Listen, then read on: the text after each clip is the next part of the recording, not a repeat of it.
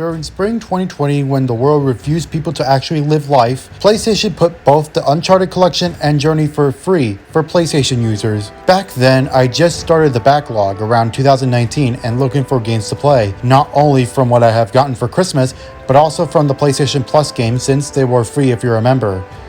These games, on the other hand, are free for all users and I decided to pick them up. I downloaded the collections and played through the games during this situation, along with other games including other PlayStation Plus free games and replay of God of War 2018 and even Danganronpa V3. I wasn't that familiar with the franchise, but over time, I grew to love the games for their adventurous and unique ways of handling a third-person shooter with climbing sections. But moving to today, I got the physical version as a birthday gift recently and decided to go back and replay them. Today, we will be focusing on the original Uncharted since I just beat that one as of the writing of this review. The game itself was released on November 19th, 2007 with positive reviews. Now having experienced many different games and genres, will this game still be impressive as I once played it, or will it just be an average game?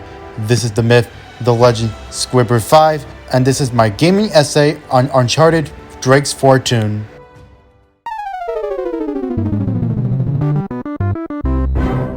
Since this is the first game, we should know who these people are and what type of things we should be expecting. In this series, you'll be exploring lost treasure while facing people who are also looking for it, and it would usually become a race to get the treasure.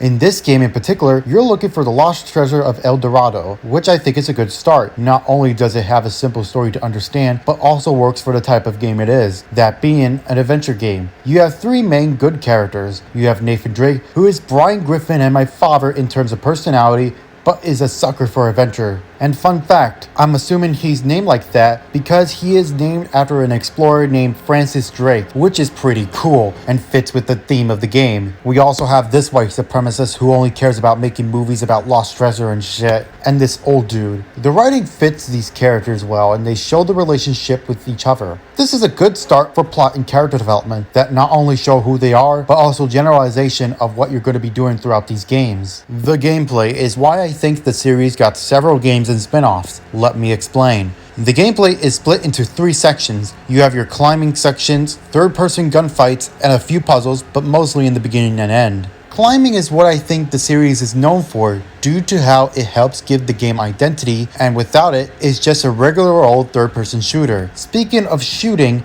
I feel that this is basically 75% of the game due to it having to have combat. It's not bad whatsoever, and the game is pretty fair in these sections. You'll die every now and then, and some missions may feel too much, but you'll get it. In these sections, you can only hold two guns at a time, those being a small and large gun, which is sad since there are several guns you can use here. Another thing to take note here is that the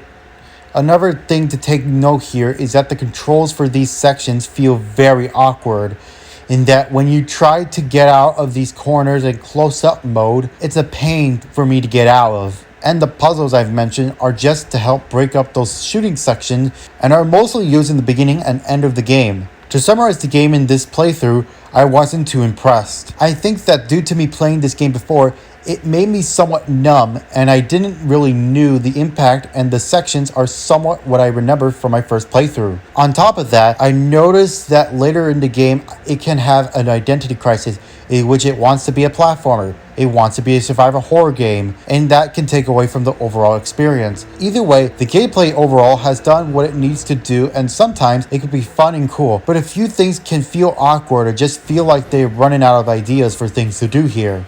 This is an early PlayStation 3 game, and in the collection, they did the best they can to make it look good for PlayStation 4. Lighting and textures look nice, but some things can feel janky.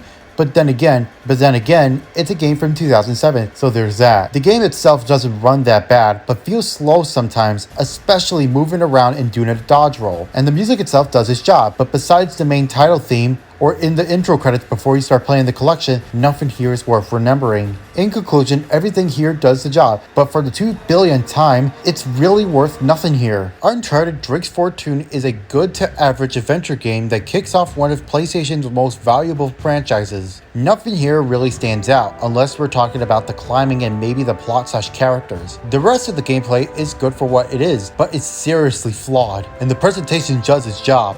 You can have fun with this, and I'm glad that I gave the game a second chance, but this time around, I wasn't all that impressed. I'll give the game a 7.4 out of 10. It's a good game, but could have been better, just like Yakuza 3 and its review.